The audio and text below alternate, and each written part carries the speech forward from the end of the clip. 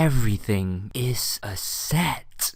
From about the year 1850 to the year 1940, mathematicians embarked on a project to try to better understand the foundations of mathematics. So just to give you a quick sense of what exactly they were doing, in 1888, for example, this mathematician called Richard Dedekind published a work called Was sind und was sollen die Zahlen, which can be translated roughly as what are and what should numbers be. Try asking this question the next time you're in a math class. We don't need to get into too many details about the history of math. All we need mention here is that mathematicians succeeded in having all of mathematics reduced to set theory. And I really do mean all of mathematics. So in particular, they succeeded in reformulating every mathematical object into a set. So for example, quite remarkably enough, every number can be recast as a set. So back in 1888, this guy over here asked what should numbers be? And today mathematicians actually have a standard answer to this question. Numbers are defined to be sets. The number 0 is defined to be the empty set. The number 1 is defined to be the set containing the number 0. The number 2 is defined to be the set containing the numbers 0 and 1. The number 3 is defined to be the set containing the numbers 0, 1, and 2. And so on and so forth. You get the idea. But what in the world is the point of doing all this? What is the point of defining numbers as sets? To really understand the point of all this, you will need to study a little more mathematics and a little more about the history of mathematics. Here, all I shall say is that this was done as part of the project by mathematicians to provide more rigorous foundations for mathematics. The discussion we've just had is very interesting, but is there any special point that I'm trying to make? Yes, there is. I'm trying to make the point that everything is a set, or at the very least, every mathematical object can be reformulated as a set.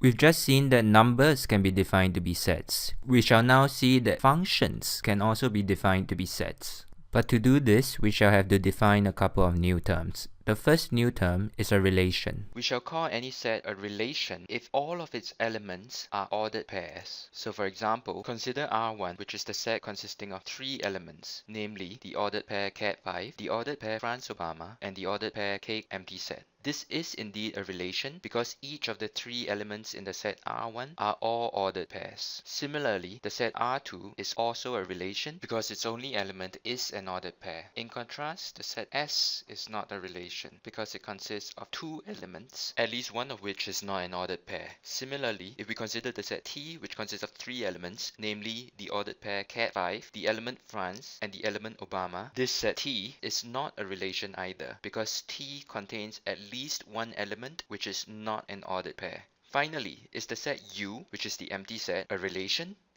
The answer is yes, because there is no element that is in U which is not an ordered pair. Let's now introduce a second term, which is a special case of a relation. We will say that any subset of the Cartesian product of A and B is called a relation from A to B. So for example, if we have the set A consisting of boy and cow and the set B consisting of dog and egg, then the Cartesian product is just going to be the set of ordered pairs boy dog, boy egg, cow dog, and cow egg. Now consider R1, which is the set consisting of 2 elements, namely the ordered pairs cow dog and boy dog. Is this a relation from A to B? Yes, it is, because R1 is indeed a subset of the Cartesian product of A and B. Each of its elements, the ordered pair cow dog and the ordered pair boy dog, is an element of A cross B. Hence, R1 is indeed a subset of A cross B. Similarly, R2, which is the set consisting of the 3 ordered pairs boy egg, cow dog, and boy dog, is also a relation from A to B because each of its elements is an element of A cross B, and hence R2 is indeed a subset of the Cartesian product of A and B. The empty set is likewise also a relation from A to B because, as we learned earlier, the empty set is a subset of every set, and in particular, the empty set is a subset of the Cartesian product of A and B. Also, the set A cross B itself is also a relation from A to B because A cross B is itself a subset of A cross B. Here we should point out that indeed a relation from A to B is a special case of a relation. The reason is that any relation from A to B, being a subset of the Cartesian product of A and B, consists solely of ordered pairs as its elements. Therefore, a relation from A to B must itself also be a relation. We can actually now give an alternative definition of what a relation from A to B is. A relation from A to B is simply any set of ordered pairs x, y such that the first coordinate x is an element of A and the second coordinate y is an element of B. We are now equipped to give a formal, precise, and rigorous definition of what functions really are. A function f with domain A and codomain B is defined to be a relation from A to B such that for each element x in A, there exists exactly one ordered pair xy which is in f. Let's look at some examples. Suppose the function f with domain A, which is the set consisting of cat and dog, and codomain B, which is the set consisting of egg, fish, and goat. So previously we learned that a function was an assignment rule. So in this case, we might have, for example, that f assigns cat to fish and dog to goat. But now instead of somewhat imprecisely calling f an assignment rule, we shall instead precisely define it to be a set. In particular, f is going to be the set which consists of two elements, namely the ordered pair cat-fish and the ordered pair dog-goat.